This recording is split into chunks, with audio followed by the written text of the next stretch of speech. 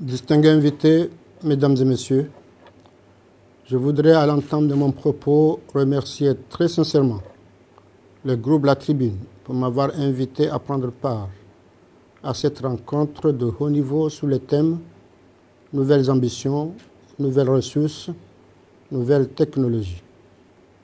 Qu'il me soit permis avant tout propos de vous dire à quel point je suis ravi en ma qualité de président de l'Union des Comores que cette rencontre de haut niveau se déroule dans la cité phocéenne, compte tenu de la place importante qu'occupe Marseille dans le cœur des Comoriens et des Comoriens.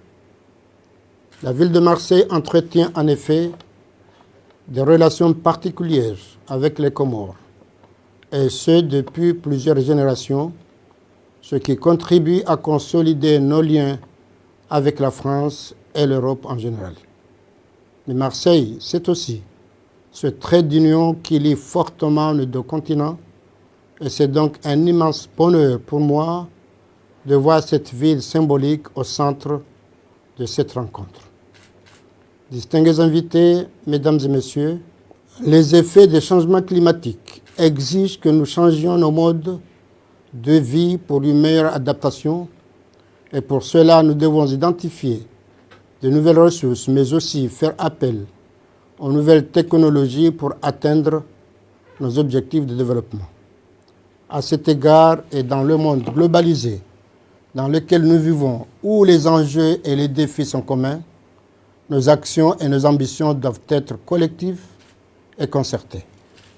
Rappelons-nous que c'est la solidarité qui nous a permis de mieux gérer la crise sanitaire liée à la pandémie de Covid-19. Rappelons-nous également que c'est cette solidarité qui nous permettra de mieux lutter contre le fléau du terrorisme et toute forme d'extrémisme. Ainsi, le défi de la transition énergétique face au bouleversement créé par le changement climatique est un combat que nous devons également mener ensemble au quotidien. Et il faut souligner que bien que l'Afrique ne soit responsable de 4% des émissions mondiales de gaz à effet de serre, elle compte parmi les régions les plus affectées par les changements climatiques.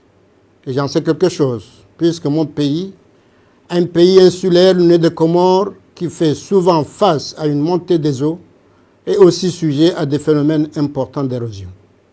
Plus globalement, sur le continent africain, du nord au sud, de l'est à l'ouest, la sécheresse qui sévit régulièrement menace la santé et l'équilibre de nos populations, d'une part, et bouleverse l'équilibre de nos économies, d'autre part. Malheureusement, les ressources mobilisées pour faire face aux défis climatiques restent encore insuffisantes et les instruments pour les mobiliser ne sont pas adaptés aux urgences des défis à relever en Afrique. J'appelle alors à une réponse collective et une concertation de toutes les parties prenantes pour mobiliser plus de financement afin qu'une répartition juste et équitable du financement climatique devienne enfin effective et que nous, pays africains, puissions respecter nos obligations au titre de l'accord de Paris. Mesdames et messieurs, pour qu'il y ait une réelle stabilité économique mondiale, il faut que la voix de l'Afrique soit entendue et portée dans les débats politiques et socio-économiques mondiaux. C'est dans ce sens que je compte poursuivre le travail entamé par mon prédécesseur à la présidence de l'Union africaine, mon frère Macky Sall, président de la République du Sénégal, pour que notre organisation panafricaine accède au rang de membre de plein droit du G20. Mais cette voix doit également se faire entendre à travers des initiatives nouvelles qui auront durablement un impact positif sur le continent. L'ambition économique de l'Afrique est peut-être possible que dans un cadre concerté avec l'ensemble de nos partenaires dont l'Union européenne fait bien évidemment partie. J'appelle alors le secteur privé européen à se joindre au secteur privé africain pour constituer ensemble un véritable levier de développement économique, social et écologique, car le développement du continent ne pourra s'effectuer uniquement par des investissements publics. Il est indéniable qu'un rapprochement avec les filières internationales de transformation des produits agricoles ne pourra que faire passer l'Afrique d'un modèle d'exportation de produits agricoles bruts à celui d'un continent exportateur de produits agricoles transformés, prêts à être distribués. Et cela constituerait une opportunité d'employabilité unique pour notre continent, sachant que le secteur agricole en Afrique emploie aujourd'hui plus de 60% de la population active.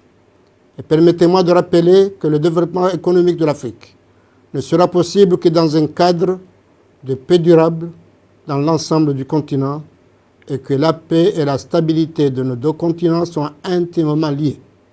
Distingués invités, mesdames et messieurs, avant de conclure mon propos, je souhaite féliciter les équipes de la tribune et en particulier son président Jean-Christophe Tortora pour la bonne organisation de ce forum et je salue par la même occasion la rédaction de la Tribune Afrique que nous avons eu le plaisir d'accueillir aux Comores pour couvrir l'actualité nationale.